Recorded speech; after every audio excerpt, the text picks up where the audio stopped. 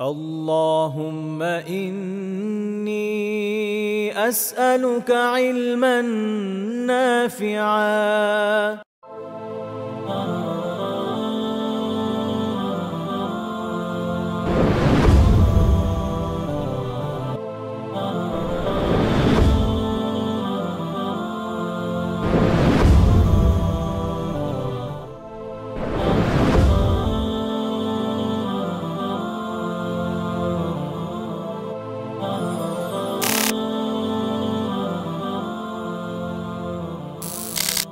বিসমিল্লাহ আলহামদুলিল্লাহ ওয়াসসালাতু ওয়াসসালামু আলা রাসূলিল্লাহ ওয়া বা'দ। আলহামদুলিল্লাহ, যাবতীয় সকল প্রশংসা মহান আল্লাহ সুবহানাহু ওয়া তাআলার জন্য। সালাতু সালাম বর্ষিত হোক বিশ্বনবী হযরত মুহাম্মদ সাল্লাল্লাহু আলাইহি ওয়াসাল্লামের প্রতি, তার পরিবার পরিজন এবং সাহাবীদের প্রতি। সম্মানিত দ্বীনী ভাই এবং বোনেরা, আলহামদুলিল্লাহ আল্লাহ তাআলার কাছে শুকরিয়া আদায় করছি, যিনি আমাদেরকে প্রতি সপ্তাহের ন্যায় আজকেও আমাদের শনিবারের ধারাবাহিক দার্স সংক্ষিপ্ত রিয়াজুস সালিহিন নিয়ে আমরা হাজির হয়েছি। যে সকল দিনী ভাই বোন দেশে এবং দেশের বাইরে থেকে যুক্ত হয়েছেন, সবাইকে আন্তরিক মোবারকবাদ এবং শুভেচ্ছা জানাচ্ছি আলহামদুলিল্লাহ। আমরা গত সপ্তাহে দেখেছিলাম কিছু হাদিস। আমরা যে টপিকে দেখেছি সেটি হলো বাবু হুসনিল খুলুক, অর্থাৎ সৎ চরিত্র, আমাদের উত্তম আখলাক, আমাদের চরিত্রের যে মাধুর্যতা সৌন্দর্যতা, এসব বিষয়ের যে গুরুত্ব তাৎপর্য আছে এ ব্যাপারে আমরা জেনেছিলাম। এবং আমরা দেখেছি যে পৃথিবীর বুকে সবচেয়ে উত্তম চরিত্রের ধারক এবং বাহক হলেন আমাদের প্রাণপ্রিয় রসূল করিম সাল্লাল্লাহু আলাইহি ওয়াসাল্লাম।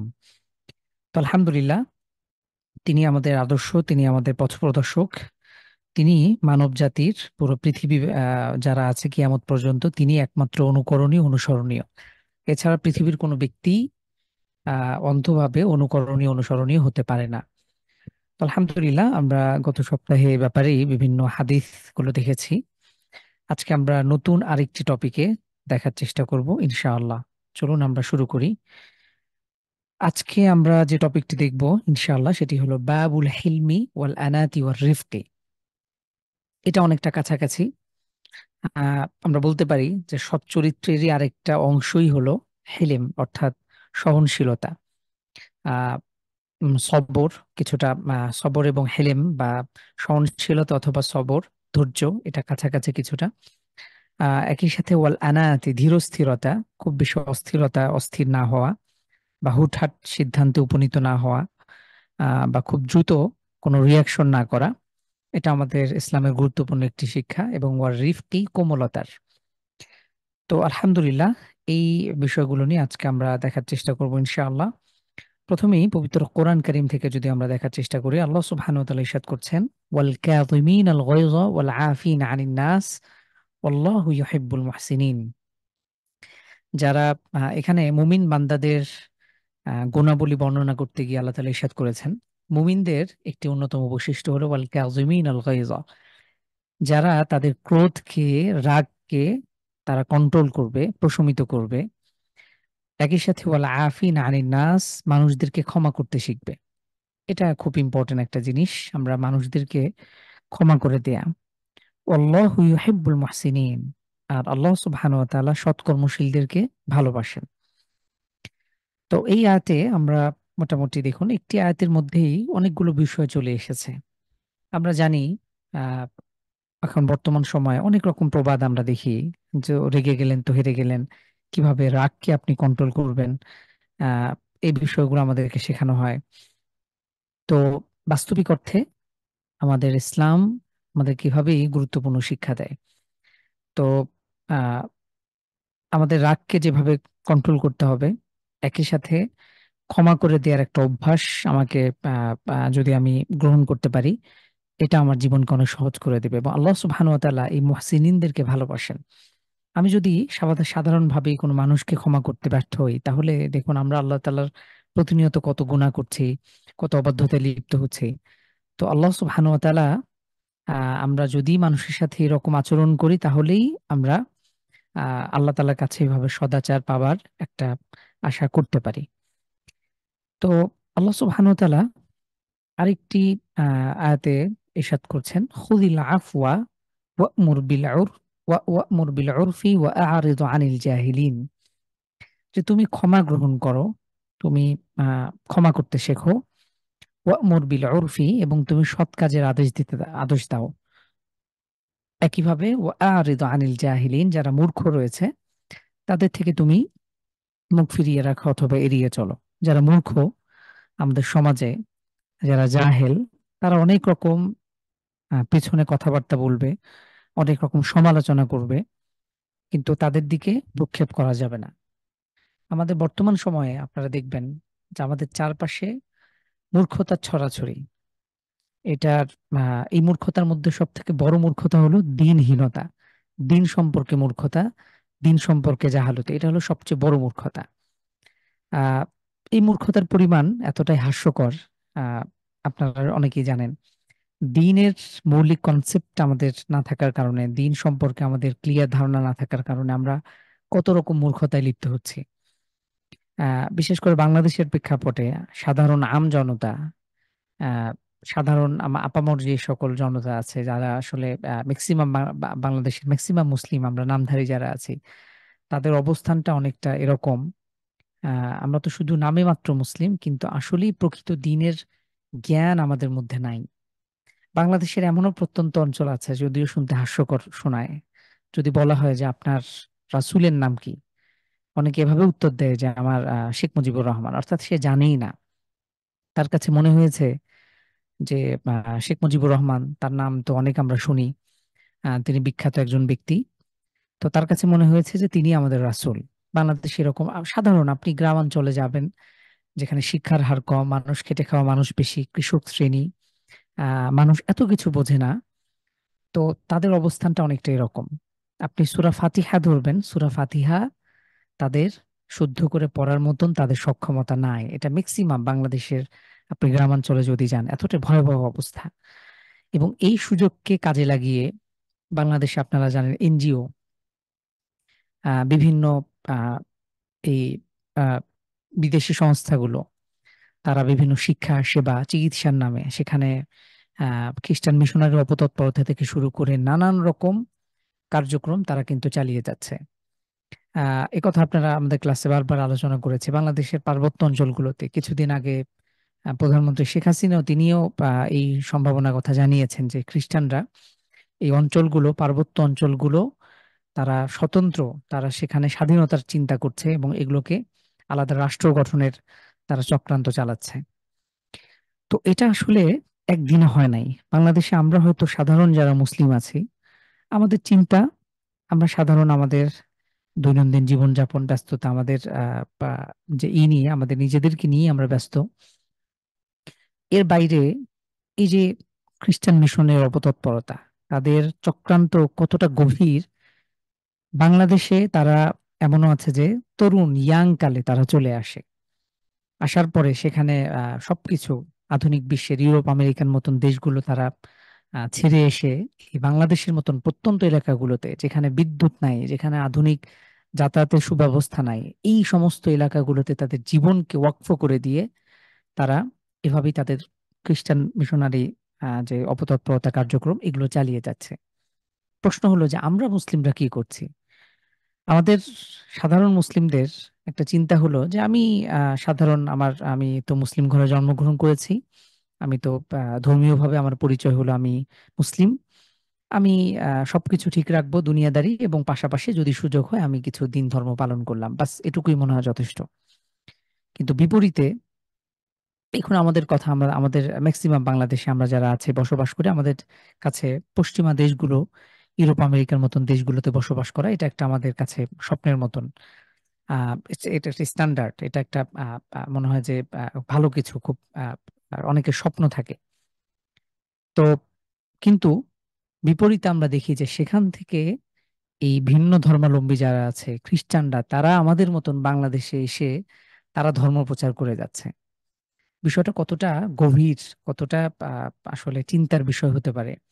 বাংলাদেশের আপনি যদি দেখেন, বাংলাদেশের বাংলা ভাষাটা, বাংলা ভাষাটা রিফাইন যিনি করেছেন, বাংলা ভাষার ইতিহাস যদি আপনি পড়তে যান, একজনের নাম খুব কঠিন ভাবে আসে, আপনারা জানেন, উইলিয়াম কেরি।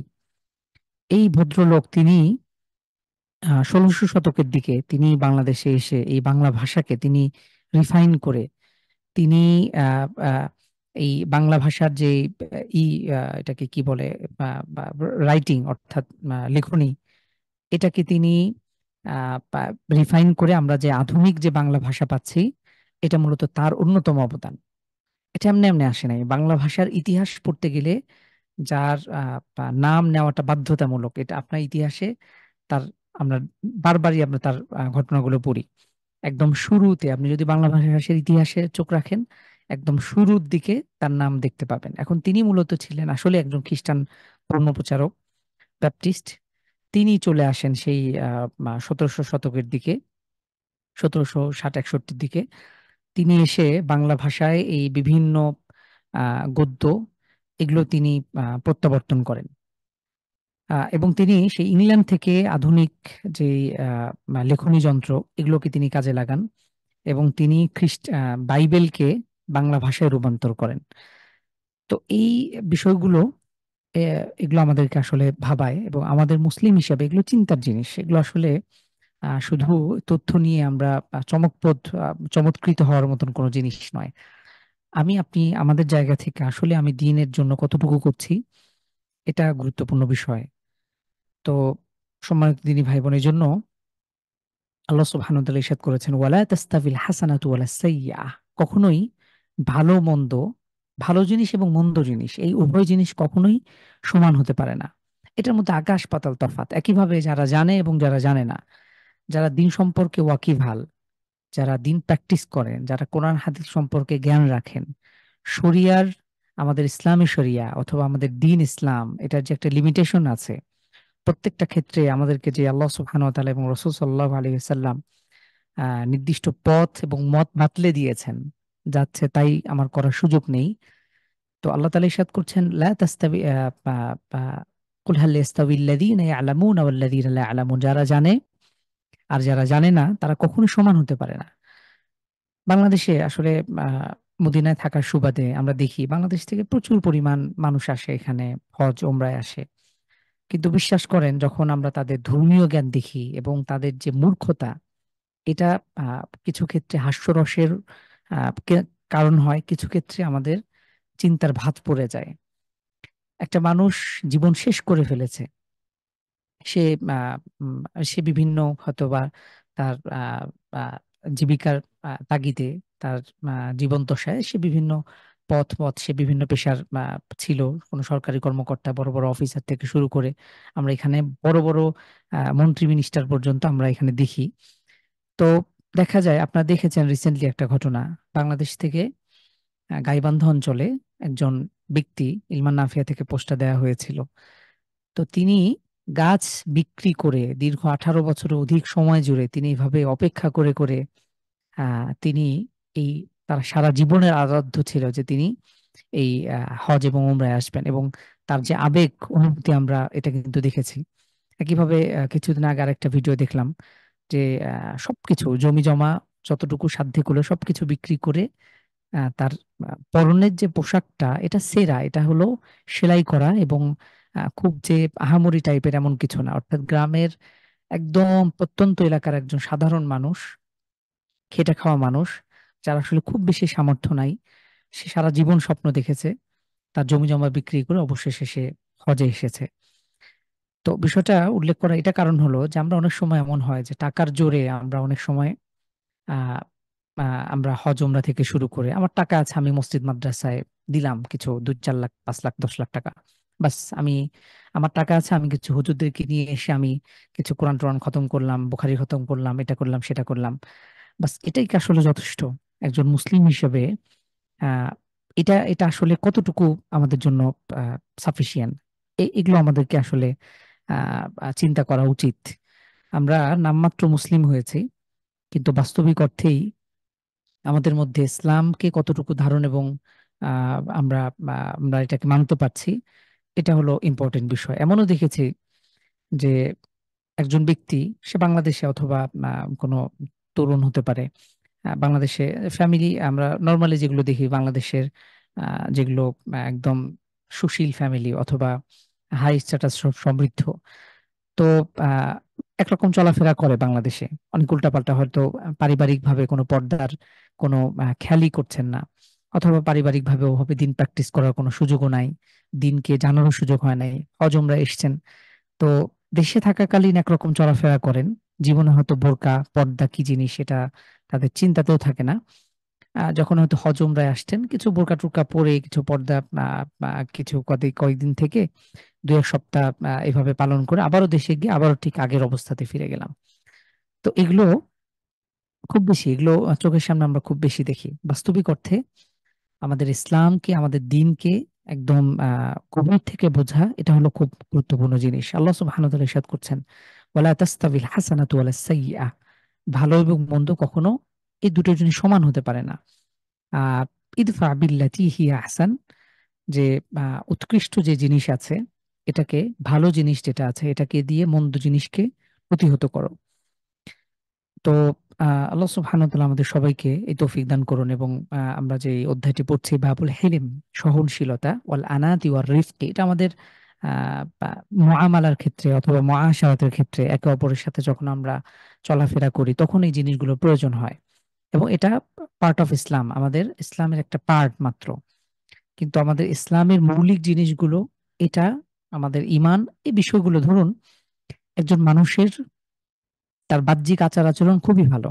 আমরা এর আগেও কিন্তু দেখেছি, এর আগে আমরা দেখেছি বাবু হুসনিল খুলুক, তার আচার আচরণ, তার কথাবার্তা, তার সহনশীলতা, ধীরস্থিরতা, অকমলতা সবকিছুই তার মধ্যে আছে।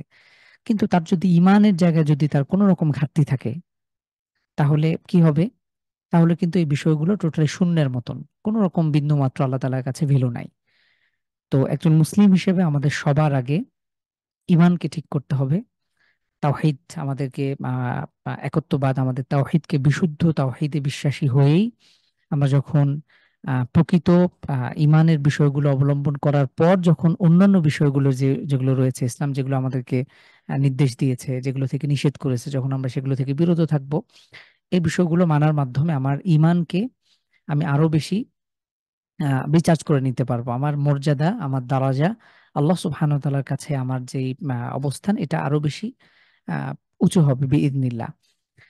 তো এটা আমাদেরকে মাথায় রাখা দরকার। আল্লাহ সুবহানাহু ওয়া তাআলা আরেকটি আয়াতে ইরশাদ করছেন, ওয়ালা মান সাবারা ওয়া গফারা ইন্না যালিকা লামিন আজমির উমুর। তো আমাদেরকে আহ আমাদের যাপিত জীবনে অবশ্যই ধৈর্য ধারণ করতে হবে, এবং ওয়া গফারা, আল্লাহ তাআলা ইরশাদ করছেন যে ক্ষমা করে দেয়। তো এই দুটো জিনিস, ধৈর্য ধারণ করা, এবং এই ধৈর্য ধারণের ওলামা ইকরাম এটাকে তিন তিন ভাগে ব্যাখ্যা করেন। একটা হলো যে আমাদেরকে সবরু আলা তোয়া, আল্লাহ সুবহানাহু ওয়া তাআলার আনুগত্যের উপরে আমাদেরকে সবরের সাথে, ইস্তিকামতের সাথে আমাদের দিনের উপর অটল অবিচল থাকা, এটাও ইম্পর্টেন্ট। কারণ আপনারা দেখবেন যে অনেক সময় এমন হয় যে হুট করে আমার মধ্যে জোশ চলে এসছে, তো আমি একদম পুরো পুরো পৃথিবী তোলপাড় করে ফেললাম, আমি খুব ইসলাম প্র্যাকটিস করা শুরু করে দিলাম। আবার দেখা যায় 1 2 মাস, সর্বোচ্চ 1 বছর 2 বছর এমন হয় যে দীর্ঘ সময় সে ইসলাম প্র্যাকটিস করেছে, এরপর আবারও সে আহ, আগের জায়গায় বা আগের থেকেও নিকৃষ্ট অবস্থায় চলে যায়। এগুলো কিন্তু সাধারণত আমরা দেখি।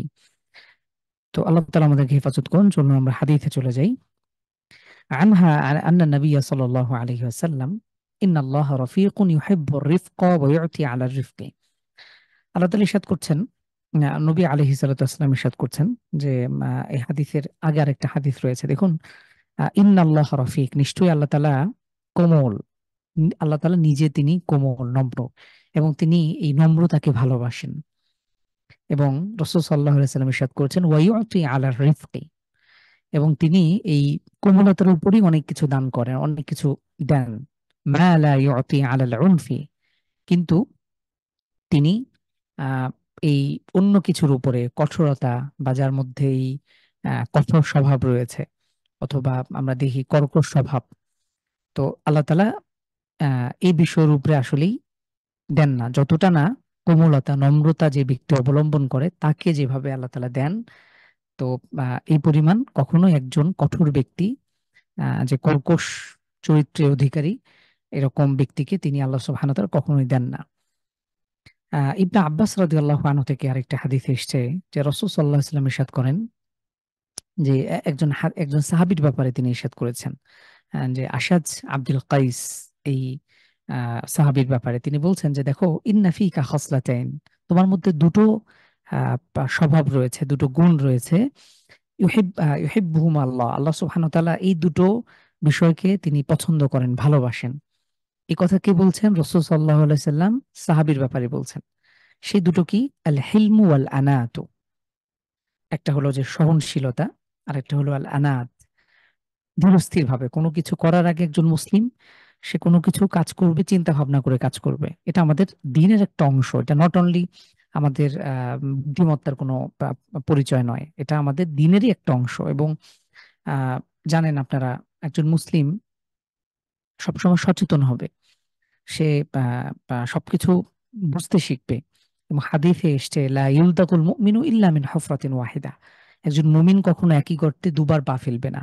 অর্থাৎ আপনি কোথাও ধোঁকা খেয়েছেন, তো নেক্সট টাইম যেন আপনি এই সেম ঘটনা আপনার আপনার আপনার যেন না ঘটে, এটা লক্ষ্য রাখতে হবে। আপনি একবার হয়তো কোথাও ধরা খেয়েছেন, কিন্তু নেক্সট টাইম যেন আপনি কোথাও, আপনি কারোর সাথে বন্ধুত্ব স্থাপনের ক্ষেত্রে, কারোর সাথে লেনদেনের ক্ষেত্রে, কারোর সাথে আপনি ব্যবসায়িক পার্টনার হিসেবে আপনি কোনো বিজনেস শুরু করতে যাচ্ছেন, কারোর সাথে বন্ধুত্ব স্থাপন, সেটা যে কোনো ক্ষেত্রেই হতে পারে, আমার পড়াশোনা থেকে শুরু করে আমার জব ক্ষেত্রে, আমার নানা ক্ষেত্রে, সবকিছুই আমাদের এই বিষয়গুলো লক্ষণীয়, যে কখনোই যেন আমরা চক্রান্তের শিকার না হয়। এবং আমাদেরকে অবশ্যই চিন্তা ভাবনা করে কাজগুলো করতে হবে। এটা আমাদের বর্তমান দুনিয়াদার অনেক মোটিভেশন স্পিকাররা আমাদেরকে এগুলো বলে, কিন্তু এগুলো আমাদের দিনের পার্ট, এগুলো আমাদের শরিয়া আমাদেরকে, ইসলাম আমাদেরকে এইভাবে দিক নির্দেশনা দিয়েছে। এটা নতুন কোনো থিওরি বা নতুন কোনো এটা তত্ত্ব নয়। তো আমরা পরবর্তী হাদিসে যাই। আনহা, এটা আয়েশা রাদিয়াল্লাহু আনহা থেকে বর্ণিত, আন্না নবী সাল্লাল্লাহু আলাইহি ওয়াসাল্লাম قال, রাসূলুল্লাহ সাল্লাল্লাহু আলাইহি ওয়াসাল্লাম ইরশাদ করেছেন, ইন্না রিফকা লা ইয়াকুনু ফি শাইইন ইল্লা জানাহু। নিশ্চয়ই, ইন্না মানে হলো নিশ্চয়ই, আপনারা এই ইন্না শব্দটা অনেকবার পাবেন, কোরআন কারিমে অনেকবার এসেছে। তো ইন্না রিফকা, নিশ্চয়ই এই নম্রতা, লা ইয়াকুনু ফি শাইইন ইল্লা জানাহু, যখন কোনো জিনিসের মধ্যে এই নম্রতা বা কোমলতা যদি পাওয়া যায়, তাহলে এই জিনিসের সৌন্দর্যই এটা বৃদ্ধি করে। কোনো জিনিসের মধ্যে, কোনো ব্যক্তির মধ্যে যদি নম্রতা থাকে, বিনয় থাকে, কোমলতা থাকে, তাহলে এই গুণের কারণে এই ব্যক্তিকে, এই জিনিসটা কিন্তু তাকে আরো বেশি সুন্দর করে তোলে এবং আরো বেশি মানুষের কাছে প্রিয় করে তোলে। ওয়ালা ইউনজাউ ফি শাইইন ইল্লা শানাহু, এবং যার থেকে এই নম্রতাকে ছিনিয়ে নেওয়া হয়, অথবা এই এই নম্রতা যার মধ্যে নাই, তাকে এই জিনিসটা অসুন্দর বানিয়ে ফেলে। তার মানে আমরা আমরা যদি আসলেই প্রকৃতপক্ষে যদি আমরা মানুষের সাথে সুন্দর, আমরা যদি ভালো আচরণ করতে চাই, আমরা যদি মানুষের প্রিয় হতে চাই, তাহলে অবশ্যই আমার মধ্যে নম্রতা, কোমলতা, এই গুণ আবশ্যক। আমরা পরবর্তী হাদিসে চলে যাচ্ছি ইনশাআল্লাহ। عن أبي هريرة رضي الله عنه قال بال أعرابي في المسجد। আমরা জানি এই বিখ্যাত ঘটনা, আবু হুরায়রা রাদিয়াল্লাহু আনহু থেকে বর্ণিত, যে রাসূল তিনি ইরশাদ করেন যে একজন গ্রাম্য ব্যক্তি, বেদুইন ব্যক্তি, সে মসজিদের মধ্যে প্রস্রাব করে ফেলল। ফাকামা নাস ইলাইহি লিয়াকউ ফিহি। তখন আশেপাশে যে সকল সাহাবী ছিল রাদিয়াল্লাহু আনহুম আজমাইন, মসজিদ এটা আল্লাহর ঘর, পবিত্র জায়গা, এখানে যখন কোনো অমুসলিম এসে সে প্রস্রাব করছে, এখন এটা তো অবশ্যই রাগ হওয়ার মতন জিনিস। হতে পারে সে না জানুক, হতে পারে তার কমন সেন্স নাই, কিন্তু তারপরে এটা কিন্তু মেনে নেওয়া কঠিন। সাহাবীরা রাদিয়াল্লাহু আনহুম আজমাইন এটাই করলো, তারা তার দিকে উদ্ধত হলো এবং এগিয়ে গেল। তখন রাসূল সাল্লাল্লাহু আলাইহি সাল্লাম বললেন, দাউহু, তোমরা সেই ব্যক্তিকে ছেড়ে দাও। ওয়া আরিকু আলা বাউলিহি সাজলাম মিন মা, এবং কিছু পানি, এক দজলা পানি বা এক এক বালতি পানি সেখানে তোমরা ছিটিয়ে দাও, পানি সেখানে ধুয়ে দাও। আও যানুবাম মিন মা, ফাইন্নামা বুইসতুম মুয়াসসিরিন ওয়া লাম তুবআসু মুআসসিরিন, যে তোমরা অবতীর্ণ, তোমরা তোমরা এসেছই মূলত সহজতা অবলম্বন করবার জন্য। ওয়ালাম তুবআসু মুআসসিরিন, এবং তোমাদেরকে কঠোরতা অবলম্বন করবার জন্য আল্লাহ সুবহানাহু ওয়া তাআলা তোমাদেরকে পাঠান নাই। তাহলে আমরা এই হাদিস থেকে দেখলাম রাসূলুল্লাহ সাল্লাল্লাহু আলাইহি সাল্লাম তিনি যেইভাবে তারবিয়া দিয়েছেন, তিনি যেভাবে সাহাবীদেরকে শিক্ষা দিয়েছেন, অথবা এই ঘটনা, একজন গ্রাম্য বেদুইন ব্যক্তি এসে তিনি সরাসরি মসজিদে প্রস্রাব করছেন, এবং আহ এই ব্যক্তিকে কিন্তু সেখানে এমন তিনি যে প্রস্রাব করছেন, তিনি প্রস্রাব করা সম্পন্ন করেছেন, এমন না যে তাকে তিনি যখন প্রস্তুতি নিচ্ছেন কিংবা তিনি কিছু অংশ সম্পন্ন করেছেন, এরপর তাকে হয়তো তাড়িয়ে দেওয়া হলো অথবা তার সাথে খারাপ ব্যবহার করা হলো, বিষয়টা এরকমও না। এখন এখানে এই হাদিসে আরেকটা সমস্যা আছে। সমস্যা মানে হলো, এই হাদিস দেখিয়ে বাংলা আমাদের কিছু শ্রেণী বা কিছু স্কলার পর্যন্ত, বিশেষ করে পাশ্চাত্য আমাদের পশ্চিমা বিশ্বের কিছু ইসলামী স্কলারদেরকে আমরা দেখি যে এই হাদিসকে বারবার টেনে এনে আল্লাহ রসুল সাল্লাল্লাহু আলাইহি সাল্লামের উদারতাকে সামনে আনার চেষ্টা করা হয়, যে আমরা তাহলে অমুসলিমদের সাথে কি আচরণ করব, আমরা নন মুসলিমদের সাথে খুব বেশি উদার হয়ে চলতে হবে। তো বেশি ছাড় দিতে দিতে আহ একটা পর্যায়ে যেন বিকৃতির পর্যায়ে চলে যায়। দেখুন, আমরা জানি আমাদের দিন ইসলাম এটা পরিপূর্ণ, আল্লাহ রসুল সাল্লাহ আলাইসাল্লামের পুরো জীবন আমাদের সামনে রয়েছে। এখন এই হাদিসটা আসলেই তো চমৎকার, এই হাদিস থেকে আমাদের জন্য শিক্ষণীয় বিষয় রয়েছে, কোনো সন্দেহ নাই। কিন্তু এই হাদিসকে আবার যদি টেনে হিসড়ে অপব্যাখ্যা করার চেষ্টা করা হয়, সেটাও করা সম্ভব।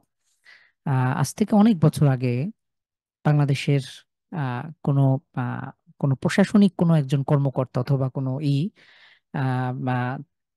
আমি কোনো একটা লেকচারে তার এরকম একটা বয়ান শুনেছিলাম, যে যেখানে মুসলিমরা আল্লাহ রসুল মসজিদ এসে প্রস্রাব করেছে, আল্লাহ রসুল কিচ্ছু বলেন নাই, সুতরাং তোমরা মুসলিমরা কেন এত বেশি রিয়াকশন করো।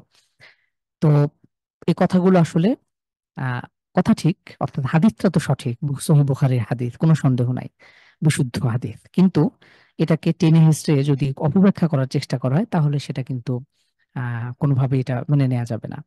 আমরা জানি আল্লাহ রসুল সাল্লাহ আলাইসাল্লাম তিনি সর্বোত্তম আদর্শ এবং তিনি পূর্ণাঙ্গ ইসলাম নিয়ে আমাদের সামনে এসেছেন এবং তিনি পৃথিবী থেকে বিদায় নিয়েছেন।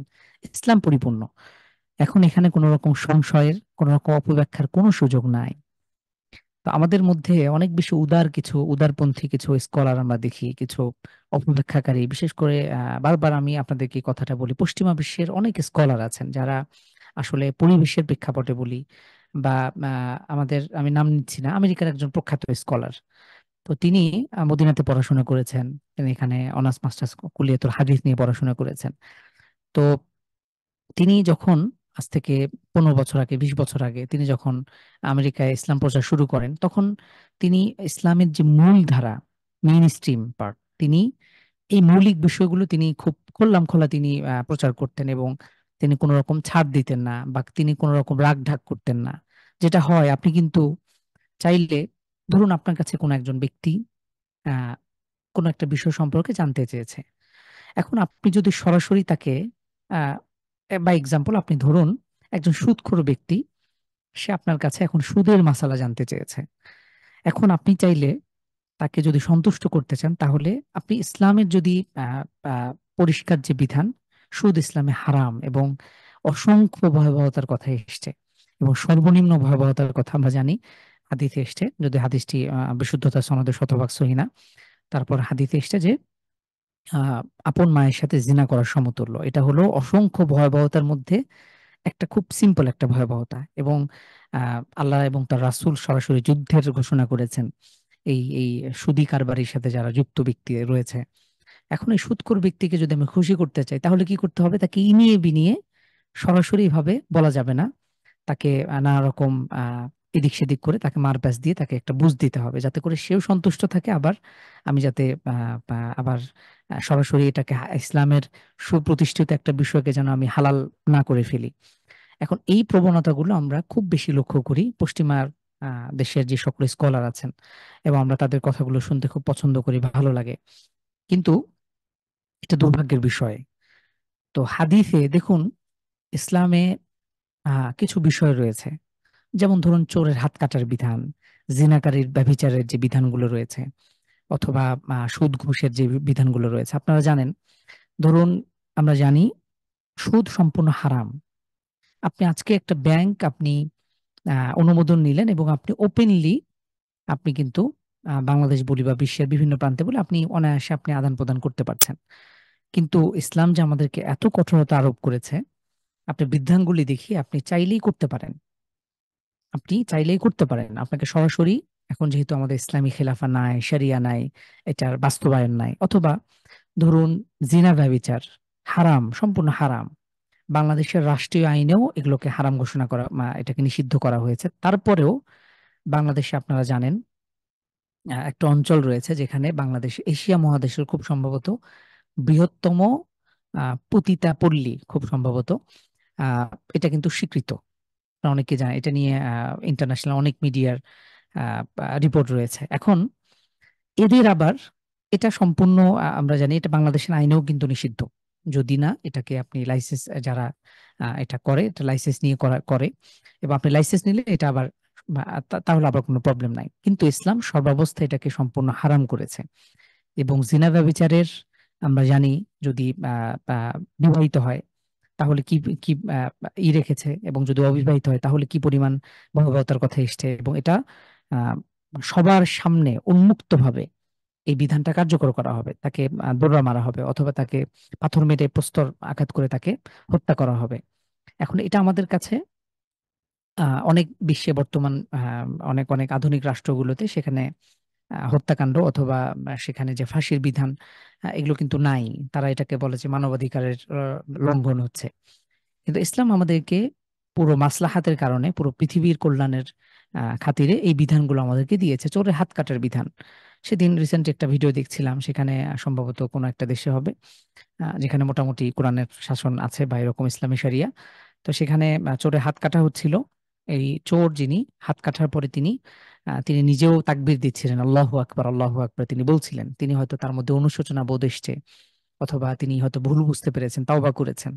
কিন্তু তার নিজের উপরে এটা যে প্রয়োগ করা হচ্ছে, এতে করে তার কোনো কষ্ট নাই। সে এটাকে সুক্রিয়াতান, সে আল্লাহু আকবার বারবার সে তাকবীর দিচ্ছিল। তো এই মূল উদ্দেশ্য হলো যে দেখুন, ইসলাম আমাদেরকে যে বিধানগুলো দিয়েছে, বিপরীতে আমরা বর্তমান সময়ের অনেক রকম অনেক দেশ দেখতে পাই, অনেক সংগঠন হয়তো বা আছে, অনেক এনজিও আছে, অনেক রকম বিভিন্ন যে আন্তর্জাতিক ইগুলো রয়েছে, এগুলো ইসলামী এই বিধানগুলোকে তারা অনেক সময় এভাবে বলে যে এগুলো মধ্যযুগীয় বর্বরতা, অথবা এগুলো তো আসলে বর্তমান সময়ে এগুলো চলবে না। কিন্তু ইসলাম যে বিধান আমাদেরকে দিয়েছে, এটা কিয়ামত পর্যন্ত এটা ঠিক একই রকমই থাকবে, এটা অপরিবর্তনীয় থাকবে। এখন যদি কেউ আহ কোনো অংশ মানে ইসলামের কোনো, সে নামাজ পড়ছে, সে রোজা রাখছে, সে সবকিছু পালন করছে, অথবা আহ সে শুধু বলছে যে আমি ইসলামের এই বিধানটা মানতে নারাজ, ইসলাম যে চোরে হাত কাটার বিধান দিয়েছে এটা আমার কাছে ভালো লাগে না, বাস তার ঈমান সাথে সাথে শেষ। কিংবা ধরুন একজন ব্যভিচারী ব্যক্তির যে বিবাহিত হলে তাকে যে বিধান দেওয়া হয়েছে পাথর মেরে নিক্ষেপ করা, এখন সে বলবে যে এটা কেমন বিধান, এটা তো খুবই বর্বর একটা আইন। তো যদি সে সে ব্যক্তি হোক, সে মুসলিম নামধারী, সে সালাত আদায় করছে, নামাজ, সে অন্যান্য ইসলামের সব বিধিবিধান পালন করছে, কোনো রকম সমস্যা নাই। কিন্তু সে যখন শরিয়ার ইসলামের কোনো সুপ্রতিষ্ঠিত কোনো বিষয়কে সে ঘৃণা করছে, অপছন্দ করছে, সাথে সাথে তার ঈমান শেষ। তাহলে বিষয়টা কতটা সেন্সিটিভ। এখন এই যে কথাগুলো আমরা কোথা থেকে গিয়েছি, হাদিসের ব্যাখ্যা থেকে গিয়েছি, যে অনেক সময় এমন হয় যে ইসলামের খণ্ডিত কোনো একটা অংশ, আল্লাহ রসুল সাল্লাহ সাল্লাম তিনি উসওয়াতুন হাসানা, তিনি সর্বোত্তম আদর্শ, এটা নিয়ে তো বিন্দুমাত্র সংশয় নাই। যদি কোনো ব্যক্তি মনে করে যে আল্লাহ রসুল সাল্লাহ সাল্লাম স্বয়ং সম্পূর্ণ মানুষ নন, তার যে আদর্শ রয়েছে এটা শতভাগ পরিপূর্ণ নয়। আল্লাহ রসুল সাল্লাম তিনি ধর্মীয় নেতা হিসেবে ঠিক আছেন, কিন্তু রসুল সাল্লাহ সাল্লাম যে অর্থনীতি আহ পথ আমাদেরকে বাতলে দিয়েছে, বা ইসলাম যে আমাদেরকে অর্থ ব্যবস্থার কথা বলেছে, এটা আমি মানি না। আমি অমুক তমুক বা অমুক অর্থনীতিবিদ যে থিওরি দিয়েছে এটা আমার কাছে ভালো লাগে, ইসলামের থেকেও ভালো লাগে, তাহলে তার ঈমান সাথে সাথে শেষ। এখন আহ তাহলে আমাদেরকে অবশ্যই ইসলামের মৌলিক বিষয় এটা আমাদেরকে বুঝতে হবে। একটা খণ্ডিত কোনো অংশ নিয়ে ইসলাম তো পরিপূর্ণ একটা জীবন বিধান, ইসলাম একটা টোটাল গাইডলাইন। এখন আপনি কিছু অংশ টেনে নিলেন, নিয়ে এই হাদিসকে আপনি সামনে নিয়ে বললেন এই যে দেখো ইসলাম কত উদারতা শেখায়, তোমাকে যখন অমুসলিমরা এসে মেরে যাবে তুমি কিচ্ছু করতে পারবে না, মসজিদ কেউ যদি ভেঙেও দেয় তুমি কিছু বলতে পারবে না। আল্লাহ রসুল সাল্লাহ ইসলামের যুগে একজন ইহুদি এসে সে একজন বিদুইন এসে সে প্রস্রাব করে দিল, আল্লাহ রসুল কিচ্ছু বললো না, সুতরাং তোমাকেও কিছু বলা যাবে না, তুমি চুপ থাকো। তো এরকম অপব্যাখ্যা আমরা বর্তমান যুগেও কিন্তু লক্ষ্য করি। আমরা দেখুন সাদ ইবনে মুআয রাদিয়াল্লাহু আনহু, উম, তিনি খন্দকের যুদ্ধে আহত হয়েছিলেন। তাকে একজন ব্যক্তি তীর নিক্ষেপ করেছিল, এই তীরের আঘাতে বিষের প্রতিক্রিয়ায় তিনি প্রচন্ড অসুস্থ হয়ে পড়েছিলেন। 1 মাস পর্যন্ত তিনি অসুস্থ ছিলেন। তিনি আল্লাহর কাছে দোয়া করেছেন, ইয়া আল্লাহ, এই ইহুদিরা, বনু কুরাইজার যে ইহুদি গোত্র রয়েছে, তাদের ফয়সালা বা তাদের পরিণতি না দেখা পর্যন্ত আপনি আমাকে তুলে নিয়েন না। সাদ ইবনে মুআয রাদিয়াল্লাহু আনহু তিনি এই অবস্থায়, অসুস্থ অবস্থায় 1 মাস অতিবাহিত করেছেন। এরপরে যখন বনু কুরাইজা গোত্রের সেই বিশ্বাসঘাতকতা তাদের যখন আল্লাহ রাসূল সাল্লাল্লাহু আলাইহি ওয়াসাল্লাম তাদের সেই প্রতিশোধ যখন তাদেরকে পাকড়াও করলেন, তখন বললেন যে তোমরা কার ফয়সালা মেনে নেবে? আল্লাহ রাসূল সাল্লাল্লাহু আলাইহি ওয়াসাল্লাম নিজেই ফয়সালা করতে পারতেন। আল্লাহ রাসূল সাল্লাল্লাহু আলাইহি ওয়াসাল্লাম বললেন যে তোমরা সাদ ইবনে মুআয রাদিয়াল্লাহু তাআলা আনহুর ফয়সালা মেনে নিবে কিনা? তখন সবাই সমস্বরে রাজি হয়ে গেল যে ঠিক আছে, আমরা সাদ ইবনে মুআযের রাদিয়াল্লাহু আনহু তার ফয়সালা মানতে আমরা প্রস্তুত। তারা মনে করেছিল যে সাদ ইবনে মুআয রাদিয়াল্লাহু আনহু তিনি তো আউস গোত্রের একজন নেতা ছিলেন। এটা বিখ্যাত, আপনারা যদি সিরাতের গ্রন্থগুলো দেখেন। হাদি এই তো এই ঘটনাটা অনেক বেশি আমাদের ইনফরমেটিভ এবং খুব বেশি শিক্ষণীয়। তো সাদ ইবনে মুআয রাদিয়াল্লাহু তাআলা আনহু তাকে যখন আনা হয়, তিনি তার দুর্গ থেকে নেমে আসছিলেন উটে করে, এবং তিনি যখন কাছাকাছি হলেন আল্লাহ রাসূল সাল্লাল্লাহু আলাইহি ওয়াসাল্লামের, তখন আল্লাহ রাসূল সাল্লাল্লাহু আলাইহি ওয়াসাল্লাম ঘোষণা দিলেন, কুমু ইলা সাইয়্যিদিকুম, যে তোমরা তোমাদের নেতার সম্মানার্থে তোমরা দাঁড়িয়ে যাও। সাদ ইবনে মুআয রাদিয়াল্লাহু তাআলা আনহু আসলেন। আসার পরে বনু কুরাইজার সেই বাহিনীর প্রত্যেকে, সেখানে প্রায় ৭০০ জন পুরুষ সেখানে তারা ছিল। আল্লাহ সাদ ইবনে মুআয রাদিয়াল্লাহু তাআলা আনহু ফয়সালা দিলেন, যারা প্রাপ্তবয়স্ক যারা রয়েছে তাদের প্রত্যেক পুরুষদেরকে হত্যা করতে হবে। যারা নারী এবং শিশু রয়েছে তাদেরকে মুসলিম বাহিনী তারা গনিমত হিসেবে, তারা দাস হিসেবে রেখে দেবে। তো এই যে ফয়সালাটা দিল, তো এটা এই কথা শুনে রাসূল সাল্লাল্লাহু আলাইহি ওয়াসাল্লাম বললেন যে তুমি যে ফয়সালা করেছো এটা স্বয়ং আল্লাহ সুবহানাহু ওয়া তাআলার ফয়সালা। তো এই ঘটনার পরেই মূলত সাদ ইবনে মুআয রাদিয়াল্লাহু তাআলা আনহু মারা যান, এবং তিনি যে আল্লাহ তাআলার কাছে দোয়া করেছিলেন যে এই বনু কুরাইজা, এই ঘাতক যে শ্রেণী ইহুদিদের পরিণতি দেখা পর্যন্ত যেন আল্লাহ তাআলা হায়াত দেন, এটা তিনি পেয়েছিলেন। এবং তিনি যে ফয়সালা করেছিলেন প্রায় ৭০০ জন পুরুষ, আপনি চিন্তা করেন আহ বর্তমান যুগে যদি ৫-১০ জন এভাবে মানুষকেও যদি এভাবে হত্যার ফয়সালা করা হয়, তাহলে কিন্তু এটা আমাদের কাছে খারাপ লাগতে পারে। অথবা বর্তমান সময় এমন হয়েছে যে আপনার বা বর্তমান আমাদের আন্তর্জাতিক যদি বলি, প্রেক্ষাপট যদি বলি, বিষয়গুলোকে আমাদের সামনে এইভাবেই বর্বর হিসেবে উপস্থাপন করা হয়েছে। এখন যদি কেউ কোনো যৌক্তিক কারণে, অথবা যদি মনে করেন আমরা শেষ জামানায় চলে এসেছি, ইমাম মাহদী চলে এসেছে এবং কোরআনের সম্পূর্ণ শতভাগ আইন বাস্তবায়ন হয়েছে, সেখানে কোনো ৫ জন ৭ জন ব্যক্তিকে সেখানে এরকম কোনো ফয়সালা দেওয়া হয়েছে, তখন এমনও হতে পারে যে আমাদের মধ্যে খারাপ লাগা কাজ করতে পারে।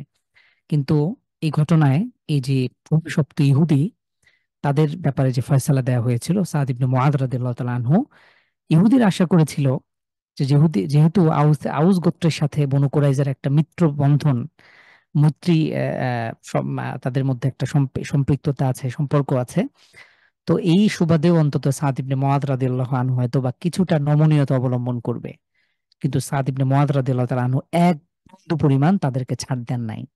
এবং এই ঘটনার স্বীকারোক্তি আল্লাহ রাসূল সাল্লাল্লাহু আলাইহি ওয়াসাল্লামও দিয়েছেন যে তুমি যে ফয়সালা করেছো, এই ফয়সালা স্বয়ং আল্লাহ সুবহানাহু ওয়া তাআলার ফয়সালা ছিল। এবং সাদ ইবনে মুআয রাদিয়াল্লাহু তাআলা আনহু যখন মারা যান, আরশ কেঁপে উঠেছিল। সুবহানাল্লাহ। তো এখন এই ঘটনা থেকে আমরা কি পাই? এই ঘটনা থেকে দেখতে পাই, অনেক সময় নাস্তিকরা এই ঘটনাকে কেন্দ্র করে বলবে যে এই যে দেখো, ইসলাম আমাদেরকে বর্বরতা শেখায়, রাসূল সাল্লাল্লাহু আলাইহি ওয়াসাল্লাম গণহত্যায় এটাকে সম্মত করেছেন, সাহাবীরা গণহত্যায় অংশ নিয়েছেন, এগুলো অনেক রকম কথা বলবে। কিন্তু আমাদেরকে দ্বীন ইসলাম আমাদেরকে মাসলাহাতের কারণে আমাদের পৃথিবীর পুরো পুরো পৃথিবীর কল্যাণের জন্য যে বিধান আমাদেরকে দিয়েছে, এটাই সর্বোত্তম, এটাই একদম কিয়ামত পর্যন্ত, এটাই শাশ্বত, অপরিবর্তনীয়, এখানে বিন্দুমাত্র সংশয়ের কোনো সুযোগ নাই। তো বলার উদ্দেশ্য হলো যে এই ধরনের আপনারা বিষয়গুলোকে সচেতন থাকবেন। অনেক সময় কোনো ইসলামের সুন্দর সুন্দর যে বিষয়গুলো রয়েছে, আল্লাহ রাসূল সাল্লাল্লাহু আলাইহি ওয়াসাল্লাম একদিকে যেমন সবচেয়ে সহনশীল ব্যক্তি ছিল, আল্লাহ রাসূল সাল্লাল্লাহু আলাইহি ওয়াসাল্লাম মাক্কি জীবনীর মক্কা জীবনীর ১৩টি বছর তিনি কি মানে বর্ণনীয়, তিনি কি পরিমাণ কষ্ট নির্যাতন সহ্য করেছেন। একইভাবে তিনি যখন মাদানী জীবনীতে ইসলাম যখন প্রতিষ্ঠিত হয়েছে, তখন বিন্দুমাত্র ইসলামের খাতিরে ছাড় দেন নাই। এটাই ইসলামের পরিপূর্ণ গাইডলাইন, এটা ইসলামের শিক্ষা। এখন আমি যদি কোনো অংশ নিয়ে কোনো অংশকে আমি বা এটাকে অপব্যাখ্যা করার চেষ্টা করি, এটা ক্ষেত্র বিশেষে ইসলামকে বিকৃত করার শামিল। আল্লাহ সুবহানাহু ওয়া তাআলা আমাদেরকে হেদায়েত দান করুন। বিশেষ করে আমাদের কিছু কথিত বা মডারেট কিছু শায়েখ যারা আছে, তাদের থেকে ইসলামকে হেফাজত করুন ইনশাআল্লাহ। আমরা আরেকটি হাদিস দেখি। আন আনাস রাদিয়াল্লাহু আনহু আনিন নবী সাল্লাল্লাহু আলাইহি ওয়াসাল্লাম قال রাসূল সাল্লাল্লাহু আলাইহি ওয়াসাল্লাম ইরশাদ করছেন, ইয়াসসিরু ওয়া লা তুআসসিরু ওয়া বাশশিরু ওয়া লা তুনাফফিরু। বুখারী মুসলিমের হাদিস। রাসূল সাল্লাল্লাহু আলাইহি ওয়াসাল্লাম বলছেন যে তোমরা সহজ করো, কঠিন করো না, এবং তোমরা বাশশিরু, তোমরা সুসংবাদ দাও, ওয়া লা তুনাফফিরু, তোমরা ঘৃণা তৈরি করো না। তো আলহামদুলিল্লাহ, এটা তো আমাদের ইসলামের শিক্ষা, সবসময় সহজতা অবলম্বন করা এবং কঠিনতা থেকে বিরত থাকার চেষ্টা করা। তো আলহামদুলিল্লাহ, আমরা পরবর্তী হাদিসে চলে যাই। عن أبي هريرة رضي الله عنه أن رجلا قال للنبي صلى الله عليه وسلم أوصني। আবু হুরায়রা রাদিয়াল্লাহু আনহু থেকে বর্ণিত, একজন ব্যক্তি রাসূল সাল্লাল্লাহু আলাইহি সাল্লামের কাছে আসলেন, এসে বললেন, আউসিনি ইয়া রাসূলুল্লাহ, আপনি আমাকে উপদেশ দিন, ওসিয়ত করুন। রাসূল সাল্লাল্লাহু আলাইহি ওয়াসাল্লাম বললেন, লা তাগযব, তুমি রাগান্বিত হয়ো না, তুমি রাগ করো না। ফারাদ্দাদা মিরারান, এই একই বিষয় কয়েকবার হলো, প্রায় তিনবার হলো। রাসূল সাল্লাল্লাহু আলাইহি ওয়াসাল্লামকে বারবার একই প্রশ্ন করলেন, ইয়া রাসূলুল্লাহ আউসিনি, আমাকে আপনি ওসিয়ত করুন। রাসূল সাল্লাল্লাহু আলাইহি ওয়াসাল্লাম বললেন, লা তাগযব, তুমি রাগ করো না। তো এটা রাসূল সাল্লাল্লাহু আলাইহি ওয়াসাল্লাম একইভাবেই কয়েকবার একই জবাব দিলেন।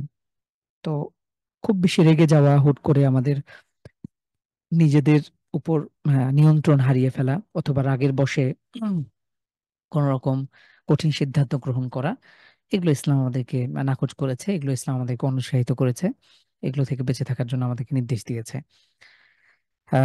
عن أبي على شداد بن أوس رضي الله عنه عن رسول الله صلى الله عليه وسلم قال رسول صلى الله عليه وسلم ইরশাদ করেছেন, إن الله كتب الإحسان على كل شيء। রাসূল সাল্লাল্লাহু, আল্লাহ তাআলা প্রত্যেক বিষয়ের উপরেই, মূলত প্রত্যেক বিষয়ের উপরেই তিনি ইহসান নির্দেশনা দিয়েছেন। ইহসান মানে হলো একদম সর্বোচ্চ। আমরা জানি ইহসানের কিন্তু হাদিসে জিবরিলে পরিচয় দেওয়া হয়েছে। এখানে ইহসান মানে হলো আপনার উত্তম আচরণ।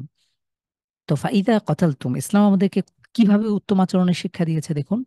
ফাইদা কতালতুম ফাহসিনুল কিতলা, যখন তুমি কোনো পশু জবাই করবে, তো এটাও যেন আহ ভালোভাবে হয়, এটাও যেন উত্তম ভাবে হয়। তো হত্যা করার ক্ষেত্রে এটা ভালোভাবে করতে হবে। ওয়া ইদা যাবাহতুম, অর্থাৎ এখানে কোনো যদি শরীর কোনোভাবে কাউকে হত্যা করার প্রয়োজন হয়, ওয়া ইদা যাবাহতুম ফাহসিনু যিবহা, যখন কোনো পশু পাখি প্রাণী জবাই করার প্রয়োজন হয় আমরা খাওয়ার উদ্দেশ্যে অথবা কোরবানির উদ্দেশ্যে, সেটা যেন আমরা উত্তম ভাবে জবাই করি। ওয়ালিউহিদ্দা আহাদুকুম শাফরাতাহু, এবং সে যেন তার নিজের ছুরিকে, যেই অস্ত্র দিয়ে, যেই ছুরি দিয়ে, অথবা যেই আমরা অনেক সময় অনেক কিছু ব্যবহার করি, তো এটাকে যেন আমরা ধারালো করে নিই এবং যেন খুব সহজভাবে তা আমরা যেন জবাই করতে পারি। যদি ভোঁতা হয় আমাদের ছুরি, আমরা যখন কোনো মুরগি, কোনো খাসি জবাই করি, এই ছুরি বা অস্ত্র যদি এটা ভোঁতা হয়, তাহলে কিন্তু বারবার আঘাত করতে হবে, বারবার ছুরি চালাতে হবে, এবং এটা কষ্টদায়ক। তো খুব স্মুথলি যেন এটা করা যায়, এই জন্য রাসূল সাল্লাল্লাহু আলাইহি ওয়াসাল্লাম এভাবেই নির্দেশ দিয়েছেন। ওয়াল ইউরিহ যাবিহাতাহু, এবং রাসূল সাল্লাল্লাহু আলাইহি ওয়াসাল্লাম বলেছেন তার জবাইকৃত পশুকে যেন আরাম দেয়, অর্থাৎ খুব আদবের সাথে, খুব স্মুথলি, খুব খেয়াল রেখে যেন আমরা এই আমাদের পশুকে আমরা জবাই দিই। বিশেষ করে সামনে কোরবানি এসছে, আমরা এই বিষয়গুলো একটু লক্ষ্য রাখবো সম্মানিত দিনী ভাই বোন। অনেক সময় এমন হয় যে পশুকে সামনে রেখে আমরা তরবারি ধার দিচ্ছি, অথবা একজন পশুর সামনে আরেকটা পশুকে কোরবানি করছি। এগুলো এই পশুর জন্য সেও ভয় পেয়ে যায়। এজন্য আদব হলো যে একটা সম্পন্ন হওয়ার পর আমরা আরেকটা পশুকে সামনে আনবো, এবং এই পশুর সামনে যেন আমরা সেই অস্ত্রকে আমরা বা আমাদের ছুরিকে যেন আমরা ধার না দিই, যেটা সে দেখে সে নিজেও ঘাবড়ে যায়। তো পৃথিবীতে যত রকম এই পশু পাখি দেখি, এখন দেখেন এখানে আরেকটা সমস্যা হলো, এই কোরবানি আসলে এক শ্রেণী কিছু নাস্তিক, কিছু ধর্মবিদ্বেষী, আমরা কিছু সুশীল বাংলাদেশের নামধারী, একদম টপ ক্লাস বাংলাদেশের দেখবেন প্রশাসন থেকে শুরু করে বিভিন্ন কলেজ ইউনিভার্সিটির প্রফেসর থেকে শুরু করে এই ধরনের কুলাঙ্গার কিছু আছে, যারা অতি সুশীল সাজতে গিয়ে দেখবেন যে পোস্ট শুরু করে দেয় যে কোরবানি আসছে, এই গণহারে পশু জবাই হবে, এই মানবতা গেল, এই দেখো ধর্ম কিভাবে, ইসলাম কিভাবে বর্বরতা শিক্ষা দিয়েছে। তো এগুলো ভয়াবহ, এগুলো খুব ভয়াবহ জিনিস। তো ইসলাম আমাদেরকে কি শিক্ষা দিচ্ছে আমরা না বুঝতে পারছি। এই সমস্ত আহ পোড়া কপালরা, এই সমস্ত কিট কিট এই সমস্ত এই এই এই এই জঘন্য যারা আছে, যাদের আসলে রক্তের কোনো মূল্য নাই, এই সমস্ত কীট তুল্য এই এই এই কুলাঙ্গাররা, তারা আসলে ইসলামের সৌন্দর্য বুঝতে ব্যর্থ। তো আপনারা দেখেছেন এর আগেও সম্ভবত ওই তাসলিমা নাসরিন, বিখ্যাত ইসলাম বিদ্বেষ লেখিকা। তো সে এই কোরবানি উপলক্ষে কোনো একটা পোস্ট করেছিল যে এই যে মানবতা গেল, এই যে দেখো ইসলাম কিভাবে বর্বরতা শিক্ষা দিচ্ছে। কিন্তু কোনো একটা সময় অনেক আগে সে নিজেই কোনো একটা রেস্টুরেন্টে গিয়ে আচ্ছা করে সে বিফ টিপ খেয়ে সে পোস্ট করেছিল যে খুব মজা করে খেলাম। তো এই সমস্ত ডাবল স্ট্যান্ডার্ডগিরি, এই সমস্ত এই এই দুমুখ যারা চরিত্রের অধিকারী আছে, তাদের আসলে আল্লাহ সুবহানাহু ওয়া তাআলা যে ইরশাদ করেছে সুস্পষ্টভাবে, ফি কুলুবিহিম মারাদ, তাদের অন্তরে মূলত আল্লাহ তাআলা মোহর মেরে দিয়েছেন। এবং এই বিষয়গুলো দেখে মূলত তারা অন্তর্জালায় ভোগে, তাদের কাছে এটা অন্তর্জালাই বাড়িয়ে দেয়। তো আমরা ইনশাআল্লাহ আমরা এটাকে খুব উদযাপন করতে চাই। আমাদের কোরবানি, আমাদের ইবাদত, আমাদের সব রকম ধর্মীয় যে সকল বিষয়গুলো রয়েছে, এটা আমাদের কাছে গৌরবের। এবং আমাদের যে প্রিয় পশুটিকে কোরবানি করা, আল্লাহ সুবহানাহু ওয়া তাআলার জন্য আমরা যে উৎসর্গ করছি, এর মাধ্যমে আমরা যে আত্মিক প্রশান্তি লাভ করি অথবা আমরা আল্লাহ তাআলার কাছে যে আজর লাভ করি, এটা তো আমরা জানি। এবং আলহামদুলিল্লাহ, এই কারণে আমরা আমাদের আহ যে বিধান অথবা আমরা আমাদের আমল নিয়ে বিন্দুমাত্র সংশয় অনুভব করি না, ইনশাআল্লাহ বিইذنিল্লাহ। তো আয়েশা রাদিয়াল্লাহু আনহা থেকে আরেকটি হাদিস, قالت ما خير الرسول صلى الله عليه وسلم بين امرين قط الا اخذ ايسرهما। আল্লাহ রাসূল সাল্লাল্লাহু আলাইহি ওয়াসাল্লামকে যখন আহ, আহ, কোনো বিষয় যখন নির্বাচন করার জন্য স্বাধীনতা দেয়া হতো, তখন আল্লাহ রাসূল সাল্লাল্লাহু আলাইহি ওয়াসাল্লাম দুইটি বিষয়ের মধ্যে সব থেকে যেটা সহজ, সেই বিষয়টাকে আল্লাহ রাসূল সাল্লাল্লাহু আলাইহি ওয়াসাল্লাম গ্রহণ করতেন। মা লাম ইয়াকুন ইসমান, যদি সেটা গুনার কোনো বিষয় না হতো, অর্থাৎ জায়েজ কোনো বিষয়, এটা আমরা আমল করতে পারি। দুটি বিষয় আমার সামনে সামনে রয়েছে, দুটি অপশন। তো দুটো যদি জায়েজ হয়ে থাকে, তুলনামূলক যেটা সহজ, যেটা যেটা কঠিন নয়, আমরা সেই বিষয়টা গ্রহণ করতে পারি। ফাইন কান ইসমান, যদি সেটা গুনার হয়ে থাকে, কানা আবাদান নাসি মিনহু, মানুষের মধ্য থেকে রাসূল সাল্লাল্লাহু আলাইহি ওয়াসাল্লাম সব থেকে বেশি দূরে থাকতেন সেই জিনিস থেকে। অর্থাৎ হারামের ক্ষেত্রে সর্বাধিক কঠোর, আর হালালের ক্ষেত্রে সর্বাধিক সহজ। ওয়ামান তাকামা রাসূল সাল্লাল্লাহু আলাইহি ওয়াসাল্লাম লিনাফসিহি ফি শাইইন কত্তু, রাসূল সাল্লাল্লাহু আলাইহি ওয়াসাল্লাম নিজের ব্যাপারে কখনোই তিনি প্রতিশোধ নিতেন না। আল্লাহ রাসূল সাল্লাল্লাহু আলাইহি ওয়াসাল্লামের সাথে কেউ যদি জুলুম করতেন বা তিনি কেউ যদি কোনো রকম অন্যায় আচরণ করতেন, রাসূল সাল্লাল্লাহু আলাইহি ওয়াসাল্লাম নিজের কারণে কখনোই তিনি প্রতিশোধ নিতেন না। তবে তবে ইসলামের খাতিরে, দ্বীনের খাতিরে বিন্দুমাত্র ছাড় দিতেন না। ইল্লা আন তুনতাহাকা হুরমাতুল্লাহ, যদি সেটা আল্লাহর হারামকৃত অথবা সেটা যদি আল্লাহর যে হুরমত এটার সাথে সম্পৃক্ত না হয়, ফায়ান্তাকিমা লিল্লাহি তাআলা, তিনি শুধুমাত্র আল্লাহর জন্য প্রতিশোধ গ্রহণ করতেন। তো এই বিষয়গুলো আমাদেরকে বুঝতে হবে ইনশাআল্লাহ। তো আলহামদুলিল্লাহ, এই ছিল আমাদের। আচ্ছা, আরেকটি হাদিস রয়েছে, আন ইবনে মাসউদ রাদিয়াল্লাহু আনহু قال قال রাসূল সাল্লাল্লাহু আলাইহি ওয়াসাল্লাম আলা উখবিরুকুম বিমা ইয়াহরুমু আলান নাস আলান নার আও বিমান তাহরুমু আলাইহিন নার। রাসূল সাল্লাল্লাহু আলাইহি ওয়াসাল্লাম ইরশাদ করলেন যে আমি কি তোমাদেরকে এই ব্যক্তি সম্পর্কে বলবো না যে ব্যক্তির উপরে জাহান্নাম জান্নাত হারাম, অর্থাৎ যার উপরে জান্নাত হারাম, অথবা যে ব্যক্তির জন্য জাহান্নাম হারাম। এখানে জাহান্নামের কথা বলা হয়েছে, যে আমি কি তোমাদেরকে এমন ব্যক্তির কথা বলবো না যে ব্যক্তির যার উপর জাহান্নামের উপরে যে যাকে হারাম করা হয়েছে, অথবা জাহান্নামকে যার উপর হারাম করা হয়েছে, একই কথায় ঘুরিয়ে ফেলে বলেছেন। তাহরুমু আন কুল্লি করিবিন হাইয়িনিন লাইয়িনিন সাহলিন, এখানে তিনটা শ্রেণীর কথা বলা হয়েছে। এক নম্বর হলো কুল্লি করিবিন, যে মানুষের নিকটবর্তী, মানুষের কাছাকাছি থাকে, মানুষের খুব আপনজন। অনেক মানুষ থাকে না, যে দেখবেন যে মানুষের খুব ঘনিষ্ঠ, মানুষের সুখে দুঃখে পাশে থাকে, মানুষের ভালো মন্দ যে কোনো প্রয়োজনে সে মানুষকে পাশে পাওয়া যায়। হাইয়িনিন, নম্র ব্যক্তি। লাইয়িনিন সাহলিন, লাইয়িন মানে হলো সহজ, নম্র, কাছের। লাইয়িনিন এবং হাইয়িনের কাছাকাছি। সাহলিন, সরল। তো এই সিফতগুলোর কথা বলা হয়েছে, যার মধ্যে থাকবে সে ব্যক্তি, সেই ব্যক্তির উপরে মূলত আল্লাহ আল্লাহ আল্লাহ আল্লাহ আল্লাহ সুবহানাহু ওয়া তাআলা জাহান্নামকে হারাম ঘোষণা করেছেন। তো আলহামদুলিল্লাহ, এই ছিল আমাদের আজকের দার্স। আমরা আজকে বেশ কিছু গুরুত্বপূর্ণ বিষয় দেখেছি, মাঝখানে কিছু তাত্ত্বিক কথাও আমরা বলেছি, ইসলামের মৌলিক বিষয়ের সাথে সম্পৃক্ত। হয়তো আপনাদের অনেকের কাছে, যারা ইসলাম সম্পর্কে আসলে খুব বেশি ডিপলি জ্ঞান রাখেন না, তাদের কাছে হয়তো বা এলোমেলো বা কঠিন মনে হতে পারে। তবে আমরা ইনশাআল্লাহ অবশ্যই ইসলাম, আমাদের প্রত্যেক একজন মুসলিম হিসেবে অবশ্যই ইসলাম সম্পর্কে কোনো ভাষা ভাষা জ্ঞান না রাখা, অবশ্যই সুস্পষ্ট আমরা ক্লিয়ার কনসেপ্ট রাখবো ইনশাআল্লাহ। এবং ইসলামের মৌলিক বিষয়গুলো জানার জন্য আপনাকে খুব বেশি বছর পর বছর, মাসের পর মাস সময় দিতে হবে না। আপনি আপনি যদি গোছানোভাবে 1 মাসও যদি স্টাডি করেন, আপনি যদি চিন্তা করেন যে আমি 1 সপ্তাহ আমি শুধু ইসলামের সালাত সম্পর্কে জানতে চাই, আপনি প্রতিদিন 30 মিনিট 1 ঘন্টা করে আপনি সালাত সংশ্লিষ্ট যে বিষয়গুলো রয়েছে বিষয়গুলো জানেন, আপনি মোটামুটি সালাদকে শুদ্ধভাবে সহিশুদ্ধভাবে আদায় করার মতন আপনার জ্ঞান অর্জন হয়ে যাবে।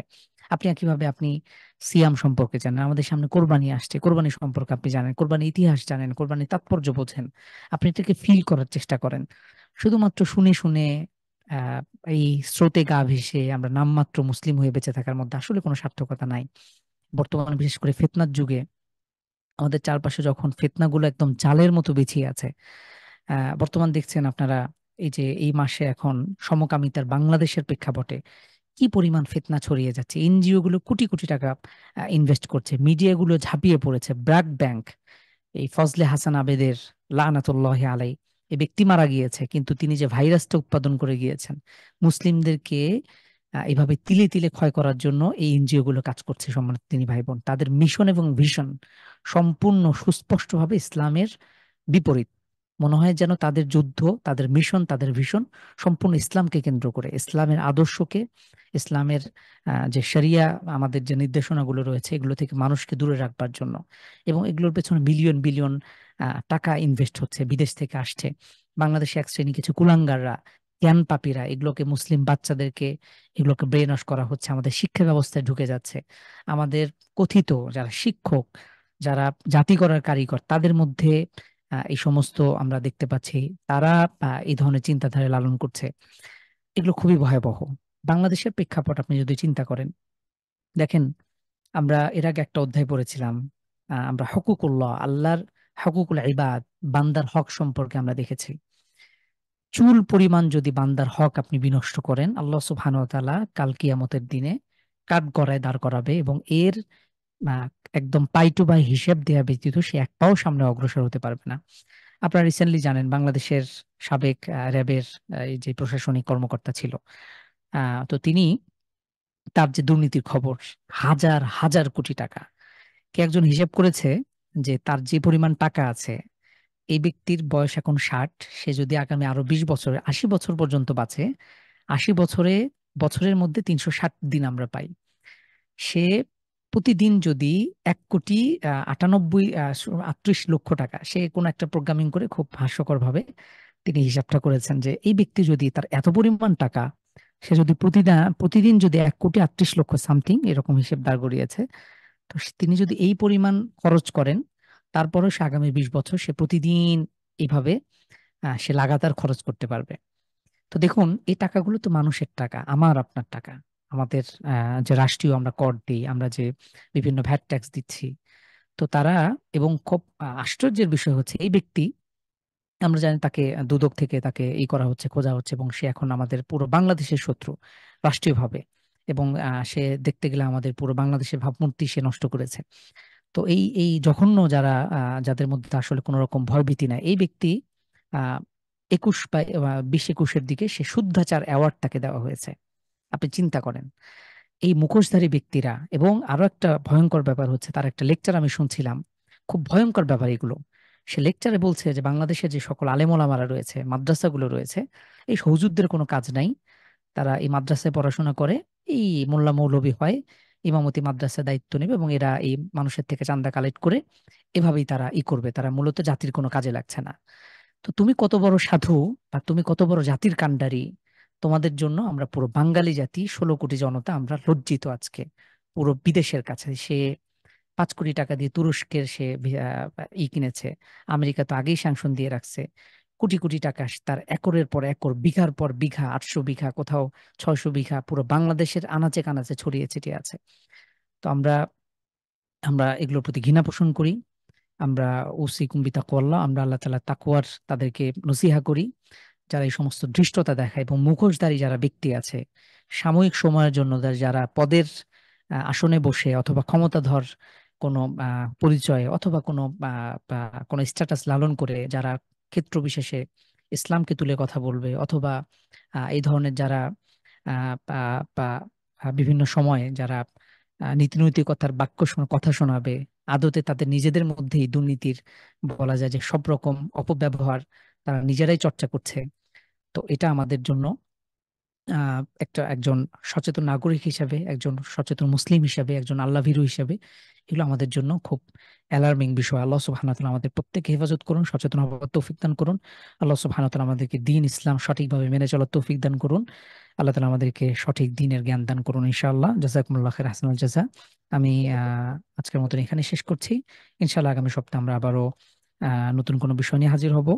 তো আমাদের এই দার্সের সার্থকতা তখনই হবে যদি আমরা আমাদের ক্লাসগুলো ভালো করে করতে পারি। আপনার কোরআন এবং হাদিসের সাথে সম্পৃক্ততা যদি বাড়াতে পারেন, যদি নিজেরা আহ কোনো হাদিসের কিতাব, আপনারা রিয়াজুস সালেহীন আপনারা নিজেরাও প্রত্যেকে কালেক্ট করেন ইনশাআল্লাহ, আপনারা মিলিয়ে মিলিয়ে পড়ার চেষ্টা করেন, আপনারা ঘরে বসে তালিম করেন, শুধু নিজে পড়ছেন, পাশাপাশি আপনার ঘরে যারা স্ত্রী, পরিবার পরিজন, সংসার, আপনার পিতামাতা, বাচ্চা কাচ্চা যারা আছে তাদের কাছে দাওয়াতকে ছড়িয়ে দেন। একটা হাদিস হলেও, রাসূল সাল্লাল্লাহু আলাইহি ওয়াসাল্লামের হাদিস হলো বাল্লিগু আন্নি ওয়ালাউ আয়া, আমার পক্ষ থেকে একটা হাদিস হলেও, একটা বাণী হলেও তোমরা অন্যের কাছে পৌঁছে দাও। আল্লাহ তাআলা আমাদের সবাইকে দ্বীনের দায়ী হিসেবে কবুল করুন, সচেতন মুসলিম, ভালো মুসলিম হিসেবে কবুল করুন। জাযাকুমুল্লাহ খাইর, আহসানুল জাযা। সুবহানাকাল্লাহুম্মা ওয়া বিহামদিকা আশহাদু আল্লা ইলাহা ইল্লা আনতা আস্তাগফিরুকা ওয়া আতুবু ইলাইক।